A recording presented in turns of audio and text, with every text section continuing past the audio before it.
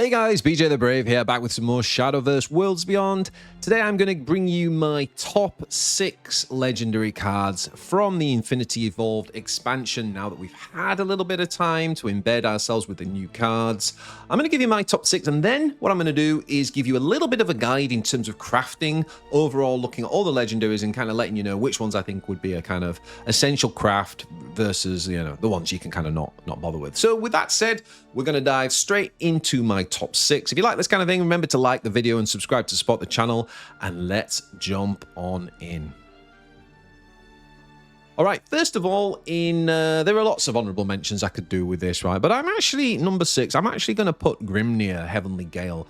I absolutely love this card. I think it is worthy of the top 6 list because it really introduces, or at least ramps up, a new way of playing the game, and that is around crests. In the first set, we didn't really have many crests. I think there was maybe one that was used in the meta overall, and now we're having to get used to a deeper level of gameplay, and I really like Grimnir's crest because the crest pays off later in the game.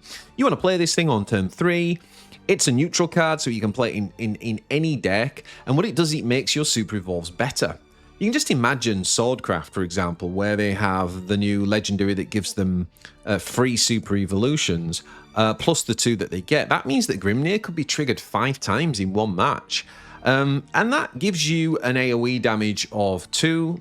So you can imagine super evolving a card like Apollo, for example. Apollo would come down on Fanfare, do 1 damage to everything. Then you super evolve it, it does another 1 damage to everything. And because of the Grimnir, it would then do another 2 damage to everything. That would give you an AoE 4. So there's lots of different combos like that where I feel like Grimnir Heavenly Gale just has a role that it can play in pretty much every single class. And I think the fact that it can be in every single class as well is important. So really like that. Brings something new to the table. In number 5, I've got Wilbert. Why is Wilbert on this list? I know people are a little bit down. I hear people talk about Ward Haven as just like completely disrespect it, and I disagree. I feel like Ward Haven is better than people are giving it credit for. Now that might just be because it's the deck I've played the most of this season. I have had I think I had an 8 win streak at Diamond rank, sorry, with it, and I personally think the deck, once you figure out the matchups, is much stronger than people are giving it credit for. I don't think it's tier 1, but I do think it's pretty good. And the reason Wilbert's on this list is because that deck's just not possible without this card. Like, this card has introduced a new archetype into Shadowverse in this set, and there are a few cards that have done that, where they've introduced a completely new way of playing. So Wilbert is super strong, packed with value. Yes, you have to use an Evo on him, but the value he's then giving to +1, +2 for every ward for the rest of the game is absolutely phenomenal. And not to mention the fact that, you know, the Last Words ability, summoning 2 copies of Holy Cavalier, which in themselves get the benefit of the +1, +2, making them 2 4s each. It's superb value, and the card is an absolute powerhouse. Next up in 4, speaking of powerhouses, this card is, when I read this card, I couldn't believe this card had been printed. I was just like, what? Like, we all know how powerful Alouette was in set 1, and now Karula is a 6-drop that can essentially play a 5 or less artifact for nothing, just the fanfare. You don't even have to spend an Evo. So it's like Alouette on steroids, because then, of course, if you super Evo this thing, it attacks 2 times. If you super Evo'd, you don't take damage back. So that's a bit like Sylvia, for example, who, when you super Evo her, she can kill 2 units. You could look at it that way. The difference is here is that Karula could hit face twice if you let the thing live, right? Till next turn. So this card is like beyond powerful. It's absolutely phenomenal, and it's one of the reasons why I think Artifact is probably still tier 1. What could possibly be more powerful than that? Well, how about Norman? In 3, I have got Norman, the Adamant Alchemist. I think this card is really added a lot to Rune, and incentivizes you to play some Earthright cards. It doesn't need a lot of Earthright. It's a 6-drop 5/5. For only 1 Earthright, you get to Selector mode. I love Selector mode. This is one of my favorite abilities because good players will want flexibility so they can make better decisions, right? It gives you more control of the game. Do you want a Golem with Barrier, which is absolutely such a pain in the, by the way, or you can draw 3 cards, or you can restore 4 defense to your leader, and then And then, if you evolve, you get to do it all again. And that's just phenomenal. What does that mean? Against aggro decks, you can now have a card that gives you 8 heal, which is unbelievable. Or 6 draw, or 2 golems with barriers and ward, or a mixture of the two, right? And it's that flexibility and power level, which is what makes Norman absolutely superb. In 2, we have Gildaria. For me, Gildaria is slightly more powerful than William, simply because, like, this card gives you a super evolve for free. Like, the quality of cards at the end of the sword curve that are being dropped just so we can fit Gildaria in, like, that tells you how powerful this card is. Like, this card is an absolute beast, and you know, the one thing I will say is it doesn't do damage to enemy face. Like, sometimes when you're thinking about expensive, more late game units, you think, like, how does it help you close the game out? This is absolutely a board clear. But I think the thing that makes this number 2 on my list is the fact that it's not just its ability, it's the fact you can get its ability for free once you've got the Rally 20. Now, granted, in practice, anyone who's played this deck knows it's really difficult to get Rally 20 by turn 6. However, it's not that difficult to get it by 8, 9. So, you know, whether you play this as your first or your second one, playing it down after you've Super Evo'd, you're using your real Super Evos on turn 6, 7, for example, and then playing this down on 8. I mean, it's just, oh, mwah, what a beautiful card. Very, very powerful and easily clears the board. And guys, the only thing that trumps it on my list is Odin. Now, I don't think that Odin trumps it necessarily in terms of just raw power. But the reason why I've put Odin in number 1 slot is that when I think about the Infinity Evolved set coming out, I think this is the card that everybody's going to remember years from now. Because Odin is, first of all, it's a neutral, right? So when you're talking about crafting and spending your precious resources on a legendary card, you can't go wrong with getting a set of Odin. This card is in almost every meta deck right now, by the way, right? Now, don't get me wrong, Gildaria in a vacuum, power level is higher. But Gildaria is only played in Sword, and it does have a drawback on you know, a Rally 20 criteria that it has to meet. Odin doesn't. Odin's just fanfare, do its ability, right? It doesn't cost you Evo, it doesn't cost you Super Evo, it's a neutral card and can be played in any single deck, and it has Storm, so it can attack face. If you Super Evo it, that's 7 damage going to face. Oh, and in addition, it just happens to not just destroy a follower on the board, but banish an enemy card. So last word effects don't trigger, and also banish means we can get rid of ancient cannons, we can get rid of unholy vessels, right? We can get rid of the amulets, and nothing else in the game can do that. As the time of this recording, I'm sure in future expansions this is an ability that we'll see more of, but right now it's very unique. So it brings something unique above and beyond all its flashy stuff, though. You know, in a practice, in most of your matches, you just kill something and hit face. And that in itself is powerful enough to bring more aggro decks online. You know, this can be the top end of the aggro. We've seen the aggro abyss benefit massively from it. It works well as a control tool, right? Because you can like kill something and then you can attack another thing, helping you out to expand the game. It really has everything. And I think it's pretty well statted for its ability as well, because it's expensive at 7, right?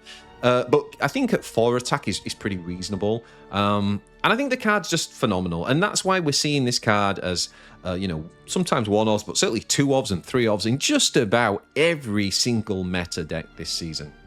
So that is my top 6, guys. Now let's just quickly take a look at the full list here. I would just say I'm just going to whiz through these really quickly. Now, I'm not going to read out what the cards do because you will have already looked at them, but I'm just going to give you a bit of crafting advice as to like how urgent would I craft them. So I think with the thing with Phylene is if you are a dragon enthusiast, you can go ahead and craft her. I think she's pretty decent. She's like mid power tier, right? Like I would give her a 3 out of 5. But I don't think you have to run out and craft her. I think she is pretty good in the ramp.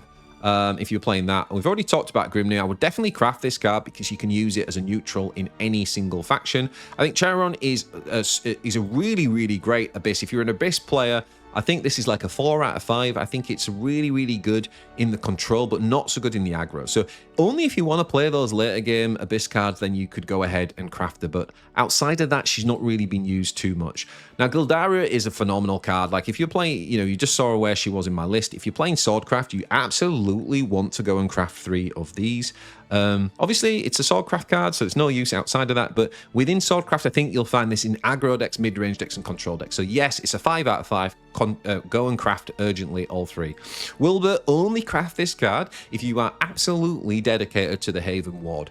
It is very much a flavor thing. You've got to be into it. Like I said, a lot of people aren't that up on this deck. I personally think it's good, and I personally have played this deck probably more than any other deck this season. It was the first legendary I crafted because I really wanted to do this this archetype. But unless you have that incentive and that instinct, then I would say don't craft Wilbert. But if you do want to go all in the wards, then absolutely you have to craft him along with Aether, who is also a phenomenal legendary card, but again, really only worthwhile in the, I would say, in the Ward Haven deck. So these two are, you very specifically have to want the Ward Haven and be committed to playing quite a lot of it. Otherwise, you can skip those two. Limaga is often being used as a one-of at the minute in many Forest decks.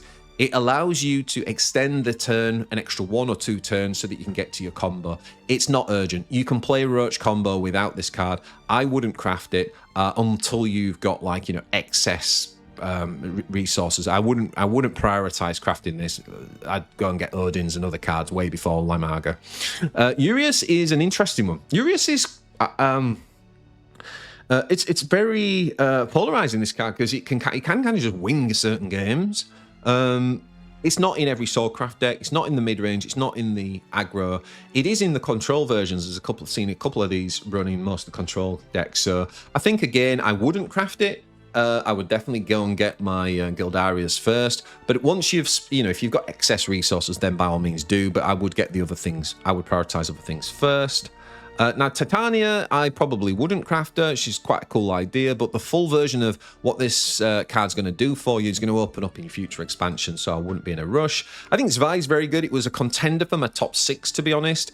I think it was pushing Grimnir very close for that number 6. I think Zvai's a great card. I do think that in a Portalcraft deck, if you run puppets, you absolutely can get away without running this card, but I found that it added quite a bit. So if you're interested in the puppet deck, then do, but you're not going to play this in Artifact. So it's, for me, if you are wanting to do puppets, yes, go ahead and craft this. It's probably one of your high priority crafts for that deck, but for any for a broader purpose, I probably wouldn't bother. Norman, yep, go get it. If you're Runecraft, go and get this card. It's phenomenal. Odin, 100%. Should probably be the first legendary that everybody goes and crafts from the set. Aether we've already talked about. And this card is quite an interesting card. Basically, it's a 5/5, and every time it dies, it just keeps coming back. As long as you've built up lots of Earthright, it costs 2 to come back, essentially. It's quite a fun card, especially if you're really passionate about the Earthright archetype. Then you can go ahead and do it. But outside of that, if you're not, if that's not your favorite deck that you want to go and do, don't craft this card. That's what I'd say. We got a couple more. We got Fenny, and Fenny is designed for the ramp archetype. It's one of the more fun decks I've played this season. I don't think it's competitive enough yet, to be honest. It's very inconsistent. Depends on what kind of player you are. If you're a bit of a Timmy and you want to kind of enjoy, because it feels great when you get this win off, but you're not going to be consistent. But if you're happy with that, then go and craft her. But outside of that ramp deck, I'd say don't go and craft Fenny. She's definitely not needed. And the last card, Jinsetsu, was another one that was really pushing my top 6.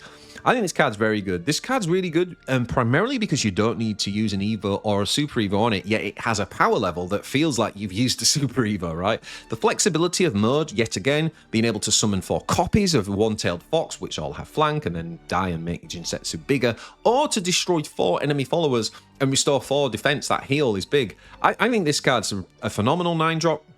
I would say that there are 2 major Abyss decks right now. One is more control, one is very aggro.